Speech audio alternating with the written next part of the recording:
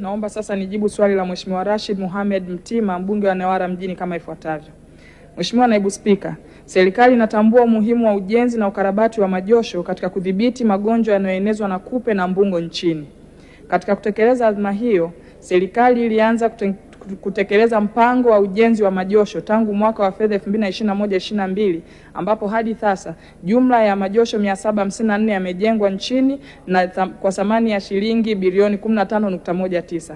Mheshimiwa Naibu Spika, kwa sasa serikali imejielekeza katika kutekeleza na kukamilisha mradi ya kimkakati ikiwemo kuendelea na mpango wa chanjo na utambuzi wa mifugo nchi nzima kwa lengo la kufikia azma ya kutokomeza magonjwa yenye athari za afya za wanyama na binadamu nchini kote.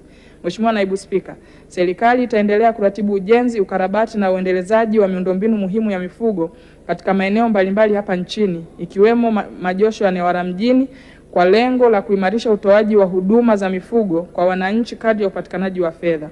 Aidha, natoa rai kwa halmashauri ya Newala mjini kutenga fedha kutoka katika mapato yake ya ndani kwa ajili ya ujenzi na ukarabati wa majosho katika maeneo mbalimbali ya wilaya hiyo. Mheshimiwa Naibu Spika, naomba kuwasilisha.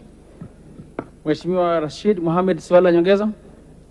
Mheshimiwa Naibu Spika, kwanza kabisa nichukue nafasi hii kupongeza serikali kwa kazi kubwa inayofanya kwenye sekta hii na kuweza kujenga majosho 754.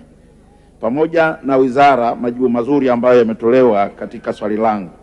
Lakini nilikuwa na maswali ya nyongeza mawili. La kwanza, je, wizara ipo tayari kufuatilia utekelezaji wa rai iliyotoa kwenye majibu haya ikiwemo waziri kuweza kufanya ziara jimbo la Newala mjini ili kujionea namna ya kutekeleza rai hii? Swali la pili, Mheshimiwa Naibu Spika, je, kwa kuwa serikali imesema kwamba kwa sasa kipaumbele ni kutoa chanjo kwa mifugo, je, ni mpango upi sasa upo kwa mwaka huu 2026/27 wa kuweza kutoa chanjo ya mifugo katika jimbo la Newala mjini? Mheshimiwa Naibu Waziri, majibu. Nakushukuru sana Mheshimiwa Naibu Spika, na mimi nitumie fursa hii kumpongeza sana Mheshimiwa Rashid Mohamed Mtima kwa juhudi zake nyingi za kufuatilia afya ya mifugo iliyo katika jimbo lake. Mheshimiwa Naibu Spika, katika swali lake la kwanza, naamini tangu Mheshimiwa Waziri amekabidhiwa nafasi hiyo ya kusimamia sekta hii ya mifugo na uvuvi, amekwisha fanya ziara katika maeneo mbalimbali nchini, na hivyo najua atakuwa tayari kabisa kuambatana na Mheshimiwa mbunge katika jimbo lake ili kuweza kuangalia changamoto za wafugaji walioko katika eneo lake kadri ratiba zitakavyoruhusu.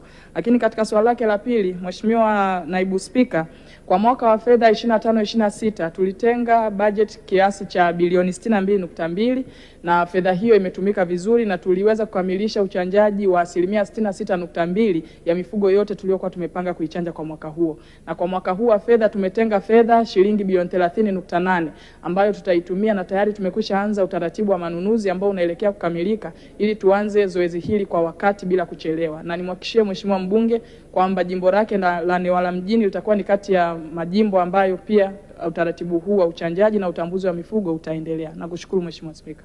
Asante sana Mheshimiwa Naibu Waziri kwa majibu ya swali la Mheshimiwa mbunge.